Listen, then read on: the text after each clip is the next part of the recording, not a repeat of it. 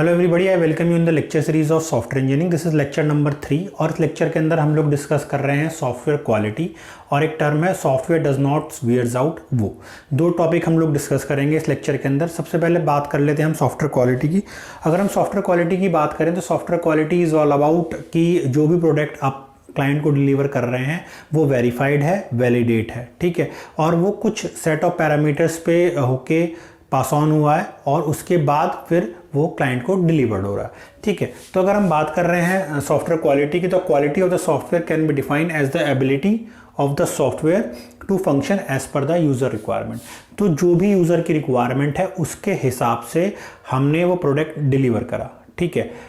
और with respect to budget, with respect to time, with respect to quality constraints सारे, ठीक है। तो अगर हम क्वालिटी की बात कर रहे हैं तो दैट एम्फसाइज ऑन कि जो भी प्रोडक्ट हम डिलीवर कर रहे हैं वो कस्टमर सेटिस्फेक्शन के अकॉर्डिंग है, ठीक है। तो that is all about the quality. इसके अलावा भी कुछ मॉडल्स हैं, कुछ सेट ऑफ टूल्स हैं, वो हम आगे डिस्कस करेंगे सॉफ्टवेयर क्वालिटी के रिस्पेक्ट में, ठीक है। अगर हम कुछ की एट्रीब्यूट्स की बात करें, जो कि अभी मैं बात कर रहा था कि जो भी हम प्रोडक्ट डिलीवर करें क्लाइंट को that must be fully qualified, quality maintained. तो अगर हम बात कर रहे हैं कि एट्रीब्यूट्स की, तो पहला है हमारा गुड डिज़ाइन, दूसरा है रिलायबिलिटी, तीसरा है ड्यूरेबिलिटी, चौथा है कंसिस्टेंसी, फिर मेंटेनेबिलिटी और फिर वैल्यू ऑफ मनी। तो these are the key points that may relate to this term user requirement. तो अगर हम गुड डिज़ाइन की बात कर रहे हैं तो जो भी हमारा यूज़र है उसके हिसाब से ऐसा नहीं हो कि हम कोई कॉम्प्लेक्स डिज़ाइन या कॉम्प्लेक्स फ्रंट हैंड उसको डिलीवर करें जो कि उसको समझ में ही ना आए। तो the design must be good, must be clear, ठीक है। रिलायबिलिटी होना चाहिए कि जो भी डेटा वो अपना सिस्टम पे रख रहा है वो रिलायबल सोर्स है हमारा सिस्टम, उसमें से सिस्टम से डेटा कहीं जाएगा नहीं, ठीक है। नेक्स्ट इज ड्यूरेबल होना चाहिए कि ऐसा नहीं हो कि आज हम उसको काम कर रहे हैं और कल कोई एरर आ गया या कुछ दिक्कत आ गई तो वो रेक्टिफाई नहीं हो पाई या वो रिकवरेबल नहीं हो पाई, ठीक। नेक्स्ट इज कंसिस्टेंसी, जो भी आउटपुट जनरेट कर रहा है वो कंसिस्टेंट हो। मेंटेनेबिलिटी, ईजिली मेंटेन्ड हो, ऐसा नहीं हो कि मेंटेनेंस में भी taking a longer time because after a certain period of time each and everything required maintenance. Last value of money, तो जो यूज़र वैल्यू ऑफ मनी का मतलब है जो यूज़र प्रोडक्ट ले रहा है वो उसके वर्थ के अकॉर्डिंग है या नहीं है। तो these are the some key points that must include with respect to the software quality.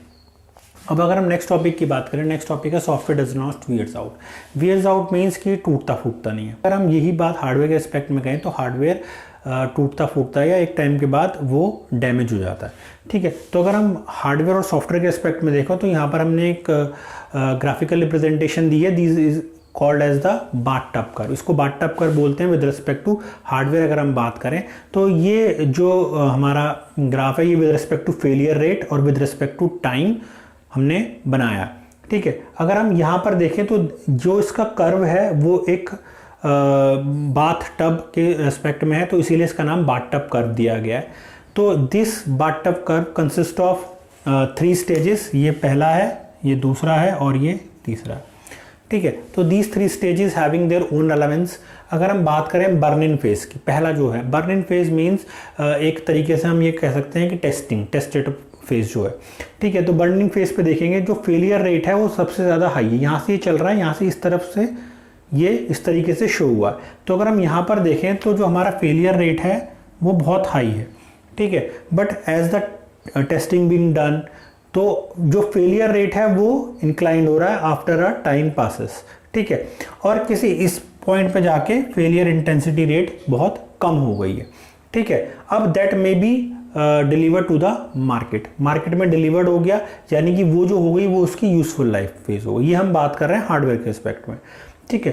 तो ये हम उसकी यूजफुल लाइफ हो गई, तो वो एक यूजफुल लाइफ में पूरा ठीक से चला और उसके बाद after a certain period of time हमने देखा कि जो फेलियर रेट है वो दोबारा से इंक्रीज हो रहा है, ठीक है।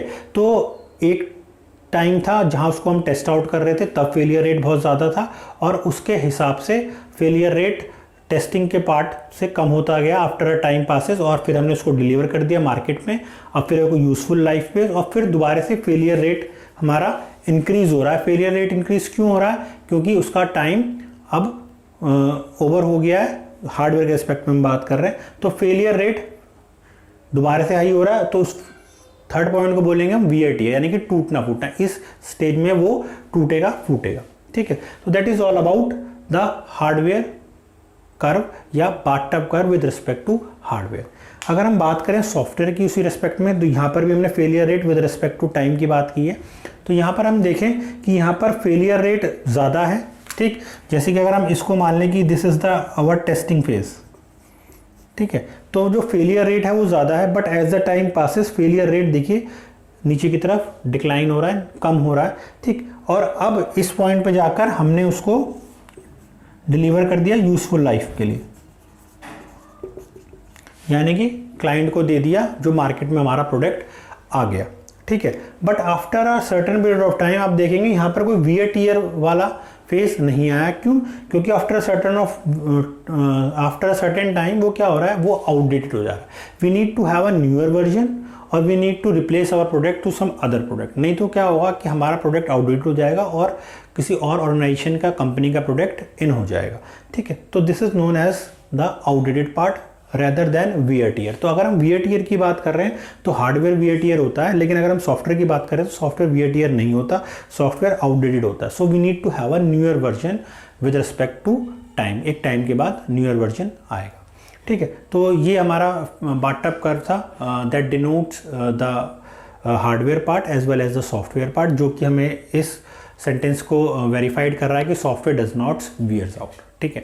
आई होप आपको लेक्चर समझ में आया होगा, और अगर आपकी कोई भी क्वेरी है तो आप हमें कमेंट बॉक्स में लिख के पूछ सकते हैं, एक स्नैपशॉट आप ले सकते हैं। Thank you for watching this video.